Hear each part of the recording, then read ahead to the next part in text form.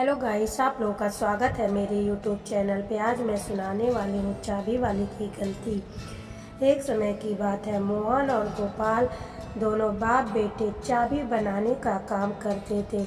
उसका बाप बहुत ही माहिर था और बेटा भी चाबी बनाने का काम सीख रहा था साथ साथ में। एक दिन की बात है, एक आदमी गोपाल के पास आता है और कहता है कि मेरे घर की चाबियां खो गई हैं, मेरे घर का ताला तोड़ दोगे क्या? तो गोपाल कहता है कि ठीक है बेटा, तुम दुकान का ध्यान रखो, मैं ताला तोड़ कर आता हूँ। अब वो उसके साथ जाता है, लेकिन गोपाल उस घर के गांव के सभी लोगों को जानता था और सबके घर को पहचानता था। वो आदमी उस घर का मालिक नहीं लग रहा था। तब वो सोचता है कि क्या करूं, और वो कहता है कि मेरे पास जो चाबियां हैं उससे तो यह ताला नहीं खुलेगा। एक काम करो, ये जो चाबी है वो मेरे घर पे है, चलो घर से दूसरी चाबी लाता हूँ। तब वो उसके साथ मुखिया के घर चला जाता है। अब उसके पास जाकर कहता है, महाराज, मेरी दुकान पे आया था ताला खुलवाने के लिए, लेकिन जब मैं घर पे गया तो पता चला ये उस मकान का मालिक नहीं है, ये झूठ बोल रहा है, ये जरूर चोर है। इसे चोरी की चोरी पकड़ी जाती है। और जमींदार बहुत ही ज़्यादा खुश होता है और चाबी वाले से कहता है कि तुमने बहुत ही ईमानदारी से और अपने सूझबूझ से काम किया है। और फिर वो चाबी वाला अपने दुकान पर वापस आ जाता है और सारी कहानी अपने बेटे को सुनाता है कि कैसे वो चोर था, और अपने बेटे को समझाता है कि हमारी दुकान पर बहुत सारे लोग चाबी बनवाने आते हैं, अच्छे लोग भी और बुरे लोग भी। हमें हमेशा इस बात का ध्यान रखना होगा कि कौन अच्छा है और कौन बुरा है। कुछ समय की बाद मोहन के देहांत हो जाता है। अब उसका बेटा ही बचता है, वो भी चाबी बनाने में माहिर हो जाता है। एक दिन की बात है, वो चाबियां बना रहा होता है, तभी उसकी दुकान पर एक आदमी आता है और कहता है कि मुझे एक चाबी बनवानी है, क्या तुम बना दोगे? तब वो कहता है कि हाँ जरूर बना दूंगा, लेकिन इसके 500 रुपये देने लगेंगे। तब वो आदमी कहता है कि ठीक है, और चाबी वाला चाबी बनाने लगता है और जल्दी ही उसको चाबी बना करके दे देता है। अब वो उसको पैसे दे देता है और चला जाता है। लेकिन अब वह रोज एक नई चाबी लेकर आता और चाबियां बनवाता और नई नई चाबियां बनवा कर ले जाता। तब सोहन कहता है कि अरे क्या हुआ, तुम रोज चाबियां बनवाते हो, इतनी चाबियां क्या करोगे? तब वो कहता है कि मुझे बहुत चिंता लगा रहता है कि मेरी चाबी कहीं खो ना जाए, इसलिए मैं नई नई चाबियां बनवाता रहता हूँ।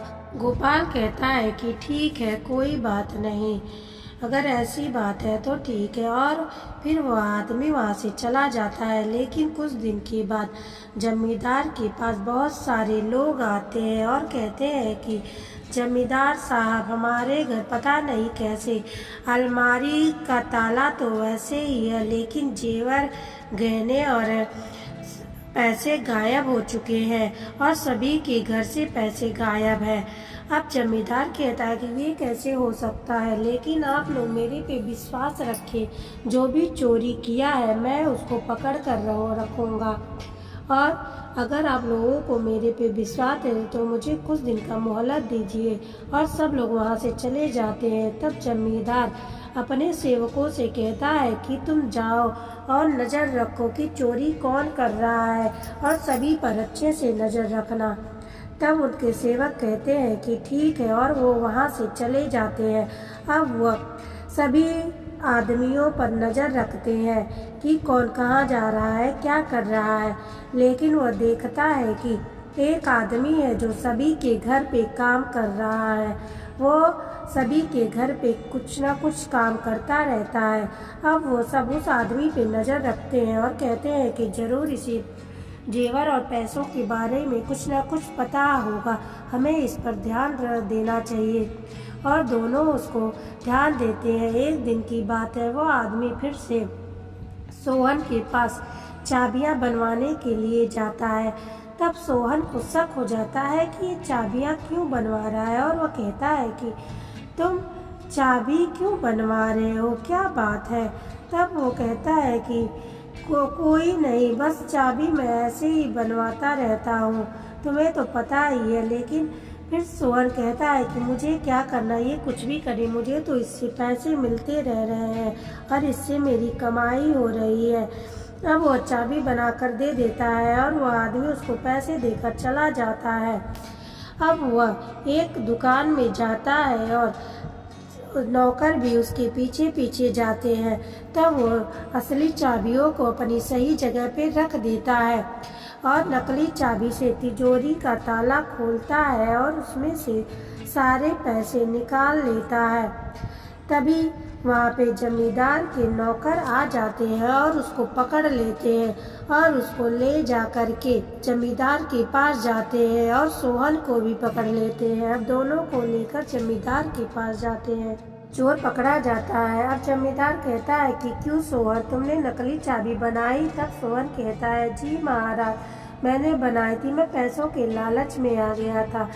तब चोर कहता है, जमींदार जी मुझे माफ़ कर दीजिए, और सोहन भी माफ़ी मांगता है। जमींदार को अब दया आ जाती है और दोनों से कहता है कि अब दोबारा मत करना और उनको छोड़ देता है।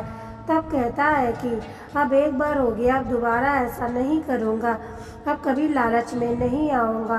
अब सोहन ईमानदारी से अपना काम करने लगता है और अपने पिताजी के द्वारा बताए गए रास्ते पे चलने लगता है।